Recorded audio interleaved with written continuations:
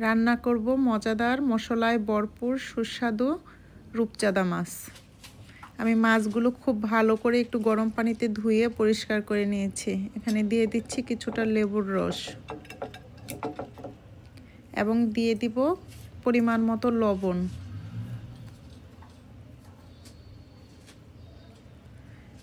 লবণটা দিয়ে লেবু এবং লবণটা খুব ভালো করে যাতে মাছের গায়ে লেগে যায়, মাছটা এপাশ ওপাশ করে খুব ভালো করে মাছের গায়ে মেখে নিব। খুব ভালো করে মাখানো হয়ে গেলে আমি এখানে পরিমাণ মতো মশলাগুলো দিয়ে দিব হলুদের গুঁড়া, মরিচের গুঁড়া, ধনিয়া গুঁড়া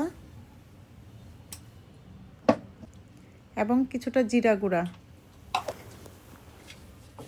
দিয়ে মশলাগুলো আমি খুব ভালো করে চেপে চেপে মাছের এপাশ ওপাশ করে ভালো করে মাছের গায়ে মেখে নিব, যাতে মশলাগুলো খুব ভালো করে মাছের গায়ে লেগে যায়। তারপরে দিয়ে দিব সরিষার তেল।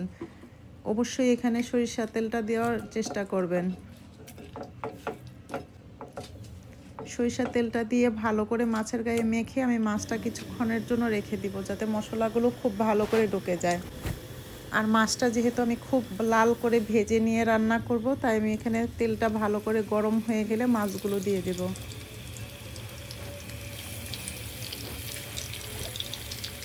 মাছগুলো ভালো করে এক সাইডটা একটু ভাজা হয়ে গেলে আমি খুব সাবধানে মাছগুলো উল্টিয়ে নিব, যাতে মাছগুলো ভেঙে না যায়।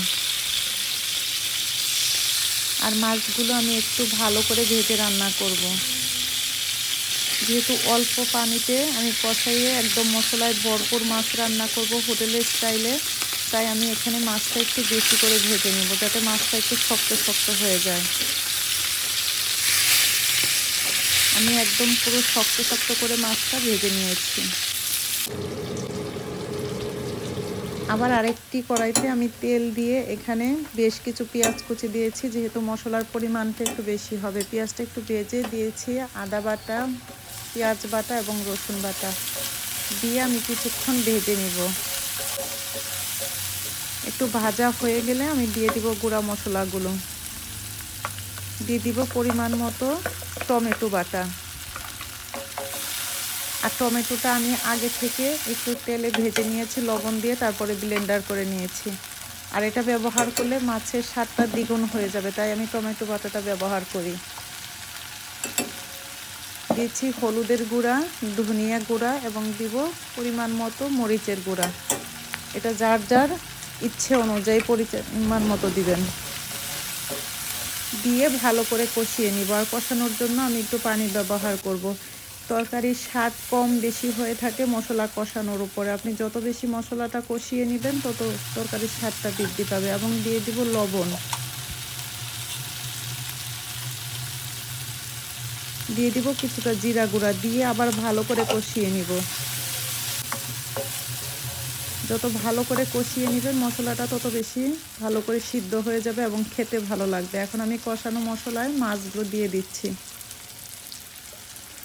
মাছগুলো দিয়ে খুব অল্প আঁচে আমি বেশি মশলায় মাছটা আস্তে আস্তে করে রান্না করে নিব। যেহেতু আমি খুব বেশি পানি ব্যবহার করব না, তাই অল্প আঁচে মাছগুলো রান্না করব, যাতে মশলাগুলো খুব ভালো করে ঢুকে যায়।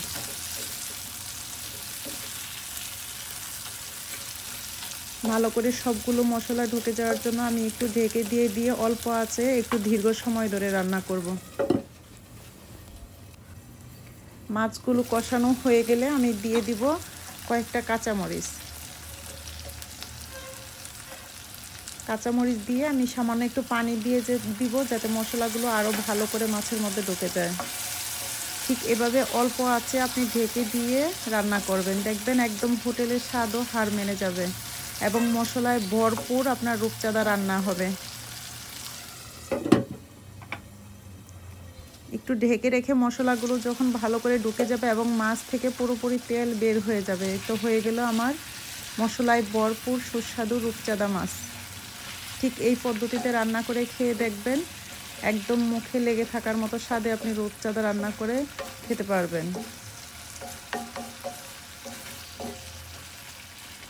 হয়ে গেল আমার মশলায় ভরপুর রূপচাঁদা রান্না।